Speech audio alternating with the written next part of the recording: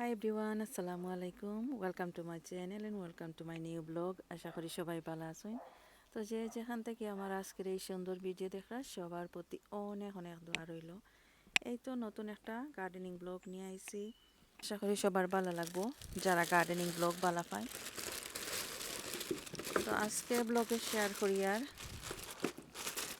এই যে দেখতে পারা অনেকগুলা মুখী খুব সুন্দর। এই যে সারা ওর এখান থেকে সারা বাইরের এগুলা টেস্কোর মুখী। টেস্কো থেকে আমি মুখী আনছিলাম বেশ বড় সাইজের, ছোটো সাইজ পাইছি না, তো বড় সাইজের মুখী আনছিলাম প্রায় 6 উইক্স হইজার।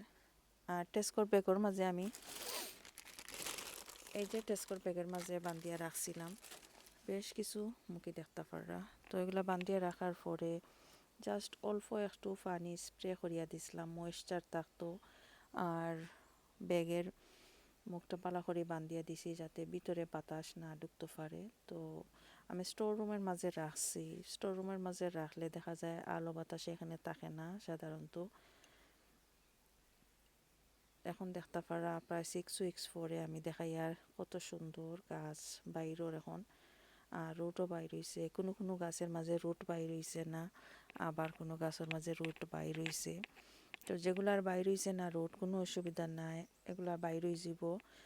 আর এখন যেহেতু মার্চ মাস, আর মার্চ মাসের একেবারে শেষ, আজকে 31 মার্চ আজকে।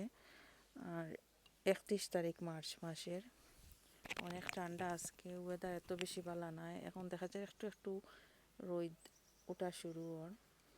সকালের সময় অনেক ঠান্ডা আছিল, ওয়েদার বেশি ভালো আছিল না, কুয়াশা আছিল। তো এখন গার্ডেনে নিয়ে আইছি আমি এই যে সারা যেগুলা বাইর হইছে, সারা যেগুলাতে বাইর হইছে, শিকড় বাইর হইছে, এগুলো আমি রোপণ করবো মাটির মাঝে, টবের মাঝে।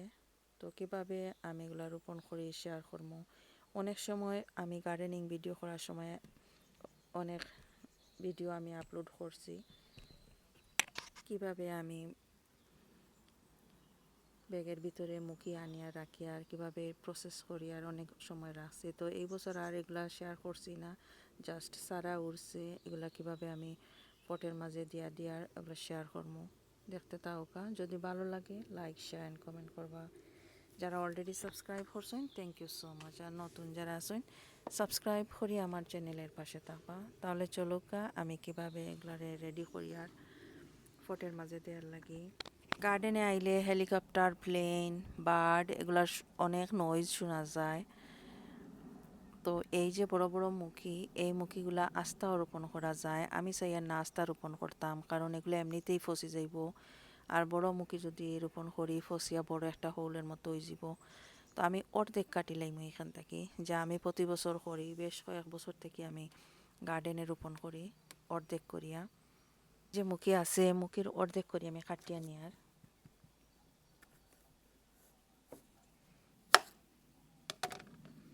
এতটুক কাটিয়া নিছি, চাইলে আস্তাও দেওয়া যায়, আমি আস্তা দিয়া না, এতটুক কাটিয়া নিছি।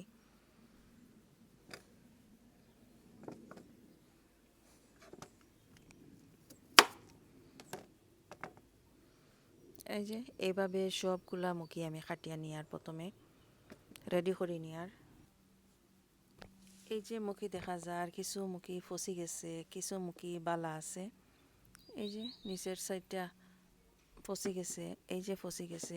আর কিছু মুখী দেখা যায় এখনো শক্ত আছে, বালা আছে। বালা যেগুলা এগুলা খাওয়া যাইব খাইতে চাইলে, না খাইলেও কম্পোস্ট করা যাইব এগুলা। আর যেগুলা ফসি গেছে এগুলা তো অলরেডি কম্পোস্ট হয়ে গেছে, যেখানে ভেজিটেবল ওয়েস্ট ফেলাই এগুলা রাখতাম পারমু। আর এই যে বেশ কিছু দেখতে পারা বেশ কিছু চারা হইছে। তো এই চারাগুলো আমি এখন রোপণ করবো টবের মাঝে। তো কীভাবে করি আর এখন দেখাইমু। মুখির এই চারা গাছ রোপণ করার লাগি আমি এই যে কন্টেইনার, এই কন্টেইনারগুলো আনছি, এগুলা ইজিলি ঘরের ভিতরে রাখতাম পারমু এখন। আর এখন যদি ঘরের ভিতরে না রাখি তাহলে বাইরে রাখি, তাহলে যে গাছ বাইরেও নতুন চারা হইব এগুলা ফসি যাইব, যেহেতু অনেক ঠান্ডা। এইভাবে আমি অল্প জায়গার মাঝে অনেকগুলা রাখতাম পারমু।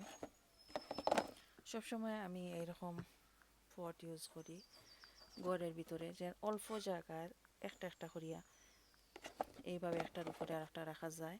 গাছ উঠার পরে যখন একটু বড় হইব তখন এগুলা আলাদা করে নিতাম পারবো। একটু বড় হইতে একটু সময় লাগবো, তখন এপ্রিল মাসের মাঝামাঝি সময় হয়তো হয়ে যাব, তখন একটু গরম পড়ে যাইব, আর এই গরমের সময় আমি গ্রিন হাউসের মাঝে রাখতে পারবো। আমি মাটি রেডি করে নিয়ার, মাটির মাঝে আসলে কোনো কিছুই দেই না। এই যে মাটি দেখতে পারা স্তূপ করিয়া রাখছি আমি, এগুলা টবের মাঝে আসিল, এই যে বড় বড় টব আসিল, এই টবের মাঝে আসিল। এই টব থেকে আমি মাটিগুলা এইখানে ফালাইছি, এগুলা শুকানির লাগি। মাটিগুলা শুকাই গেছে, বেশ কয়েকদিন আগে রাখছিলাম এখানের মাঝে ডালিয়া, মাটির মাঝে এগুলা ডালিয়া রাখছি, পরতেই বাইর করিয়া রাখছি শুকানির লাগে। এখন শুকাই গেছে, এই মাটিগুলা ইউজ করতাম পারমো, সাথে আরও নতুন কম্পোস্ট দিয়া। তো এখান থেকে আমি কিছু মাটি নিয়ার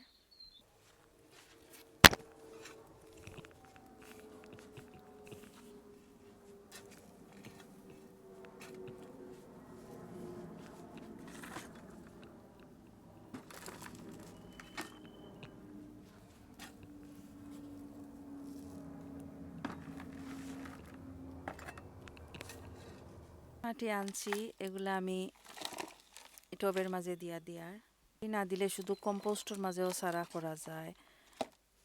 কম্পোস্টর মাঝে সারা করলে প্রবলেম একটা হয়ে যায়, গাছ যখন একটু বড় হয় তখন দ্রুত ড্রাই হয়ে যায়, ময়েশ্চার থাকে না। মাটি দিলে একটু ময়েশ্চার থাকে, গাছ হেলদি মজবুত থাকে। অল্প মাটি দিলাম আর সাথে অল্প কিছু কম্পোস্ট দিয়ার। এইখানের মাঝে অল্প আছে আলুর বাকল, যেগুলা পটেটো পিল, এগুলা আছিল মিক্স করা, তো এগুলাও দিয়ার। আর সাদা সাদা যে দেখতে পারা, এটা এই যে এগ শেল যেগুলা আসিল মিক্স করা আসিল কিছু, এগুলা দিয়ার। এটির সাথে এই যে কম্পোস্ট দিলাম, এগুলা মিক্স করে নিয়ার। শুধু মাটির মাঝেও রোপণ করা যায়, কম্পোস্ট দিলে আর একটু ভালো হইব। নতুন কম্পোস্টের সাথে মিক্স করে দিলে গাছও আর একটু ভালো থাকবো, হেলদি থাকবো। এই কারণে একটু কম্পোস্ট মিক্স করলাম। এখন আমি একটা একটা করিয়া সারা, একটার কাছাকাছি আর একটা বিসমিল্লাহ দিয়ার জাস্ট গাছগুলা উঠার লাগি। এইখানের মাঝে খালি রাখি আর গাছ চারা হইবার লাগি, চারা একটু বড় হইবার লাগি। গার্ডেনে যখন রোপণ করবো আমি সবসময় টবের মাঝে রোপণ করি, তখন বড় একটা টবের মাঝে 4টা-5টা দিয়া দেই।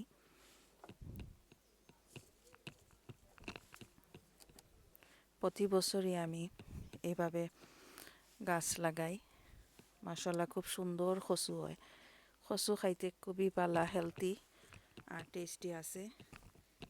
বাকি যে মুখিগুলা রয়েছে সেম একইভাবে এভাবে লাগাইয়া নিমু, পরে উপরে কিছু মাটি দিয়া দিব আমি। এই যে দেখতে পারা সবগুলা গাছ আমি খুব সুন্দর করি, সবগুলা চারা আমি সুন্দর করে লাগাইছি। এখন উপর দিকে কিছু মাটি আর কম্পোস্ট মিক্স করি দিয়া কাভার করিয়া দিমু। কাভার করে দেওয়ার পরে ঘরের ভিতরে এগুলা রাখমু।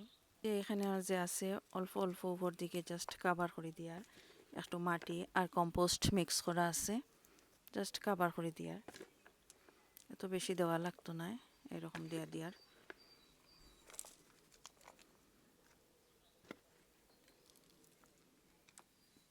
তো সবগুলা পটের মাঝে এভাবে আমি মাটি আর কম্পোস্ট মিক্স করা যেগুলো আছে এগুলা দিয়া দিব। এই যে আমি সবগুলা মাটি দিয়ে কাভার করে নিয়েছি, এখন উপরে অল্প অল্প একটু পানি দিয়ার, জাস্ট মাটিগুলা ভিজার লাগি, ময়েশ্চার থাকার লাগি। বেশি পানি দিয়ার না, জাস্ট একটু ভিজাইয়া নিয়ার।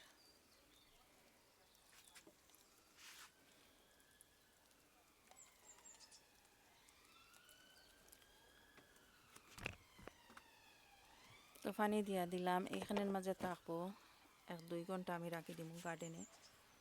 যদি অতিরিক্ত পানি গিয়া থাকে ভিতরে, নিচের দিকে পানিগুলা জড়িয়ে যাওয়ার পরে ঘরের ভিতরে নিমু। 3 সপ্তাহ পরে আমি অন্য একটা ভিডিও শেয়ার করবো, আমার কতটা গাছ উঠিল, কীরকম হইলো, আপডেট দিব অবশ্যই। তো যদি ভালো লাগে লাইক শেয়ার কমেন্ট করবা। যারা অলরেডি সাবস্ক্রাইব করছেন থ্যাংক ইউ সো মাচ, আর নতুন যারা আছেন সাবস্ক্রাইব করে আমার চ্যানেলের পাশে থাকবা। ভালো থাকুক সবাই, এখানেই বিদায় নিচ্ছি, আল্লাহ হাফেজ।